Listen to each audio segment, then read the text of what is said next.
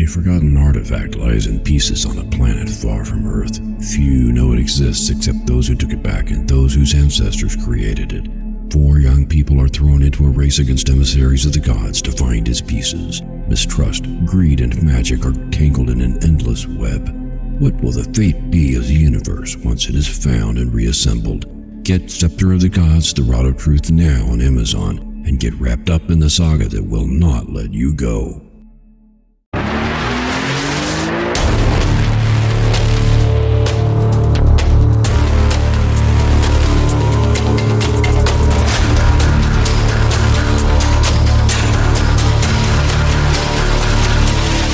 Good morning, and welcome to the Motivational Devotion, where we are merging motivation and spirituality to create a daily dose of confident positivity.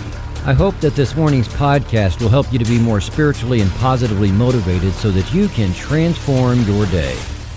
Good morning, I'm Mark the Writer, and I want to thank you for joining me today as we continue our series, 50 Ways to Love Your Soul. I hope you've been able to follow along with this series and are finding it helpful in getting your new year going in the direction of your lifelong goals, as well as in deepening your spirituality. If you know anyone who could use some encouragement in setting goals or spiritual development, please share this podcast or the blog version from motivational-devotional.com. I used to hate tomatoes. There, I said it. Some people would agree with me, but most people would think I was crazy because they love tomatoes. Well, times have changed, and I have changed. Even after as much life as I've lived, I still can't say that I love tomatoes, but I can say that I enjoy them on a hamburger or in a salad, raw. Cooked, I absolutely do love tomatoes, especially pan-seared and cooked in eggs. Oh, yum. I just didn't suddenly one day have a hankering for tomatoes on a hamburger, though. People would tell me how great tomatoes are, and then I would cut them for the family to have and was totally grossed out. I would read about the health benefits of tomatoes and how they are a great antioxidant, but then one would sneak by in a salad and squish when I bit it, and I would have to hold back the urge to spew it out. It all started when I was a kid, and in school we learned, and I think I'm getting this correct, that the white settlers had to teach the Native Americans that it was okay to eat tomatoes because the natives thought they were poisonous. For some reason, that's what stuck with me, and I thought they must be poisonous. Made sense to me, so I refused to eat them for years. Many years. Then one day, finally, about in my mid-40s, I decided I would try a slice of tomato on a hamburger. Why not? There is so much else on a burger that it would have to blend in, and it wasn't like just eating one like an apple. After a few bites into the burger, I was amazed at how much better the burger was and how much juicier it was. I actually wanted another burger after that one, just because I loved the tomato on it. That doesn't mean the story ends there, though. I did branch out and start living on the wild side by having tomato wedges in a salad, although it still takes a lot of dressing and a good mix of other veggies for me to get past it. And even now, I am not yet at the point where I can pop any size tomato into my mouth, bite down, let it squish like a water balloon, chew it up, and think how wonderful that flavor is. Nope, not there yet at all. But I'm working on it.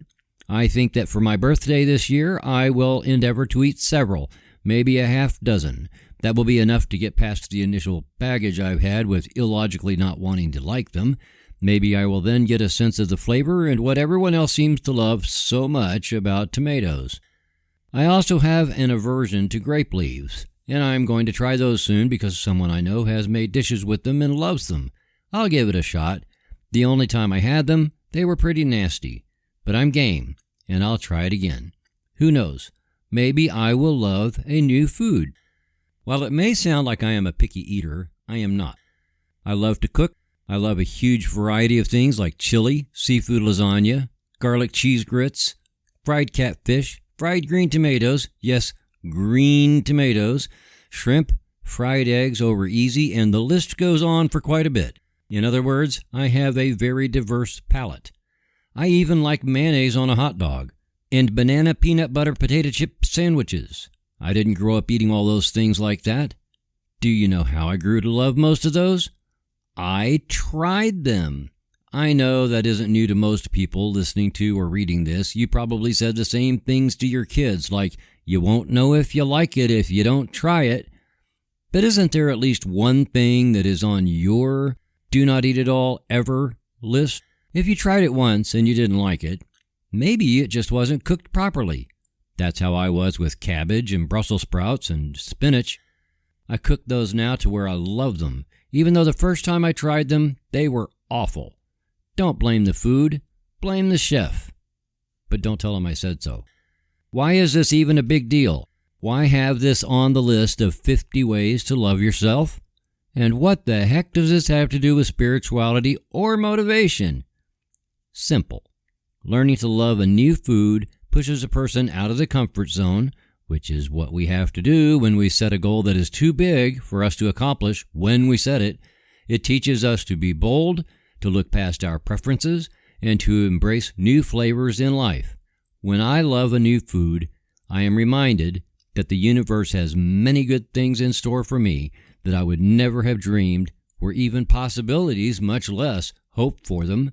If you love a new food, especially one you didn't like before, you crack open one more little dimension of life that you never knew existed, and you deserve that.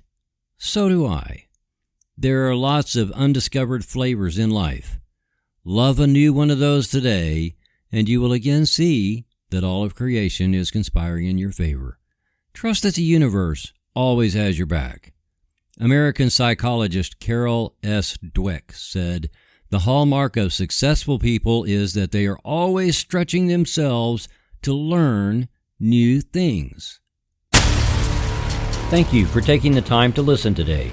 Please help keep this podcast going by following the Motivational Devotional Facebook page, following @Threefold Way Radio on Twitter, and sharing the written format of today's message from motivational-devotional.com on your social media.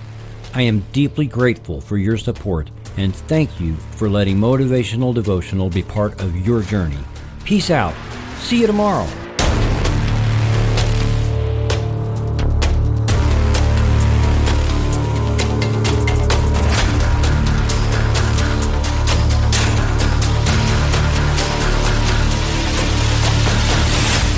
Motivational Devotional is a production of Threefold Way Radio, LLC.